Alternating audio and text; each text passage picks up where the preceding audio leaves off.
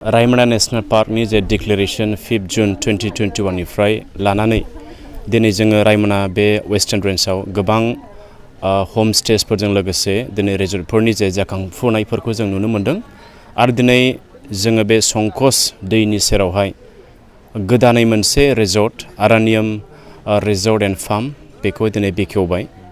दा बे मोनसे प्लास पइन्ट जाबाय बे रिजर्ट ओपनिंनि गेजेरजों गोबां जे दावबायारिफ्रा जेब्ला फैयो बिथांमोना बेयाव फैनानै बिसोरनि थानायनि थाखाय फुड एन्ड एकोमोडेशन बेफोरनि जे बेबस्था बेयाव दङ।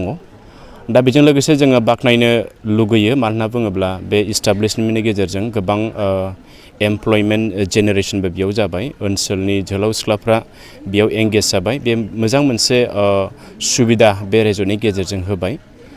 दा बेजों लोगोसे आं खावलायनो हास्थायदों बे रिजर्टआथ' ओपनिं जाबाय, जोङो आसे ओनसोलनि जानानै जेसेबांनाखि दावबायारिफोर फैया मानो बिथांमोनखौ जों मोजाङै डिसिप्लिनै बिथांमोनखौ नाजावनांगोन, बिथांमोनजों जों रायज्लायनांगोन। जोंनि जे हस्पिटालिटी ना जोंनि बे आलासि जे सिबिनाय नाजावनाय बेफोर खुब साबजाथाव जानांगोन। बेखौनो आङो दिनै जोंनि ओनसोलनि साफ्रोमबो रायजो राजाखौ आङो बे मिडियानि गेजेरजों आं खावलायो।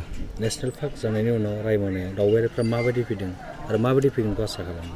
नेशनेल पार्क जानायनि उनाव जोङो सिगांनि बोसोरफ्रावबो जों गोबां इन्डियानि जे गुबुन गुबुन जायगानिफ्राय आरो दायो जों बांसिनै आब्रडनिफ्राय गुबुन हादरफोरनिफ्राय जों नैबे थांनाय नभेम्बर मासावनो जोङो बेफोरबायदि गोबां दाब दाब हादर कान्ट्रिनिफ्राय दावबायारि फैनायखौ जों नुनो मोन्दों।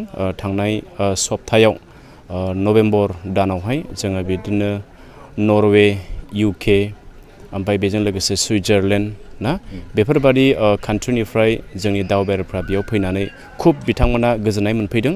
जे बिथांमोना जोंनि बे रायमना नेशनेल पार्कनि जिब जुनारजों लोगोसे बिनि जे लेन्डस्केप आरो बे ओनसोलनि जानाय थानाय बिसोरनि गाननाय जोमनाय बेफोरखौ लानानै बिसोरो जोबोद गोजोननाय मोन्दों।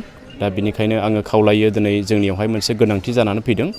दा बे दावबायारिफोरखौहाय दैदेननांगौनि थाखाय जोंनियावहाय गोबां मोनसे एक्सपिरियेन्स जानाय एबा रोंगौथि गोनां गाइड्सफोरनि जे गोनांथि बे गोनांथि जानायखाय जेसेबांनाखि जे ट्रेनिं लाखानाय जे गाइडफोर दं बिथांमोना बे दावबायारिफोरखौहाय मोजां गाइड खालामोबा बिथांमोना आरो साबसिनै बिसोरो सेटिसफेक्सन लानानै बिसोरो बे ओनसोलनिफ्राय थांनानै आरोबाव जोंनि बे ओनसोला प्रमोसन जागोन। बेखायनो आं बे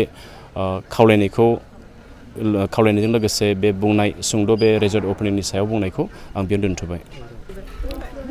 दा जोङो नुनो मोन्दों जोंनियावहाय जे रिजर्ट्सफोर बा हम स्टेजफोर जानायखौ जों नुनो मोन्दों, नाथाय गभर्नमेन्टनिफ्राय जे माखासे इनफ्रास्ट्राक्चार डेभेलप खालामनांगौ बेखौ जोङो नुनो हाथ'वाखै। नाथाय जोङो आखाबादि जे जोंनि दानि जे गोदान गभर्नमेन्टआ नांगौखिनि जे इनफ्रास्ट्राक्चारखौ थाबैनो बे ओनसोलाव खालामनानै होगोन। बेखौबो आं जे गोदान गभर्नमेन्टनि सायाव बे आसाखौहाय बे खावलायनायखौ आं दोननाय जाबाय।